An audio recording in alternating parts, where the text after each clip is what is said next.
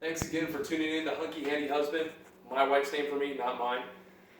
Today I'm going to build a set of Koni shocks from the Cobra kit car, and I'm sure you're interested in seeing how these go together and the quality that's included in the front suspension and the rear suspension if you upgrade to the rear shocks and the 3-link kit.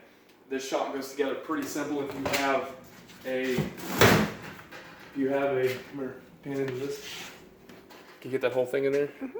If you can get yourself a vise and put it in upside down, grab a wrench, loosen the nut on the shock, start to back that off. If you do the whole shock on the vise, it makes it so much easier because it gives you an extra set of hands. So you take that off, and I kind of goofed around with the first one to make sure I had it right before I started this one. So I have one complete. And you're going to move the nut and the bump stop, and then this stays in here so you can start assembling it. The coilover goes onto the shock, and these are nice, made for factory 5 coilovers. They're adjusted and sized for factory 5.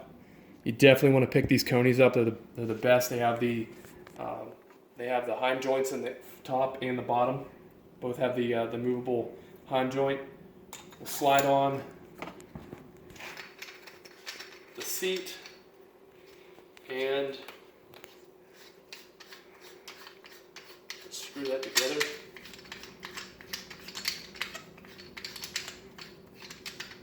And I don't think I have to go down too far because the spring's already going to be it's not going to be under load, so it'll go together fairly quickly.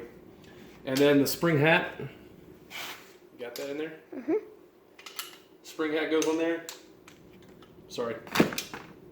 Then the bump stop. Making sure that the flattest part of the bump stop's down and the cup side's up. Then the nut. The hat will sit in there any way you put it in there because it's actually will go around the spring itself. So if you didn't get it in there, you can get it in there later. But we'll go ahead and push that nut all the way down. Get the spring hat on there. Go upside down into the vise. Keeps everything nice and close and together without having to mess with it too much.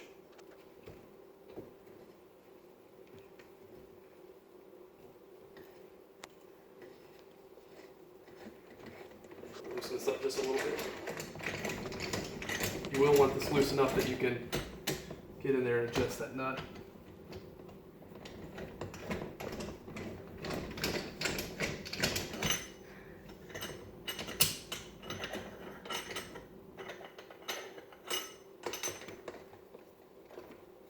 Because we still have to tighten the nut once we get this on here. It should be snug as it's going to get. Right hand. I did jump the gun a little bit, but we have to back this off some.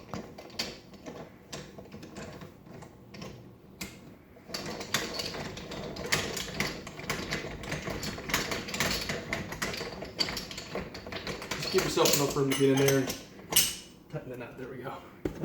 So you can see the nut right here.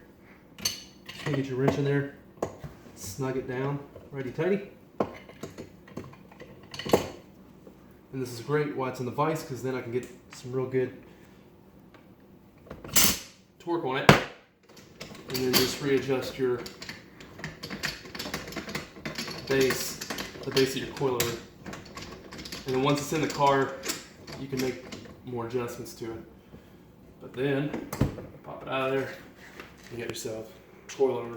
There's a handy dandy tool that some of the manufacturers of other coilovers made. And it is right here. It's a coilover spanner. It's called a spanner wrench. And this allows you just, where they have these machined areas, you can put the spanner wrench in there and tighten it while it's in the car and gives you some torque to move it up and down and adjust for a ride.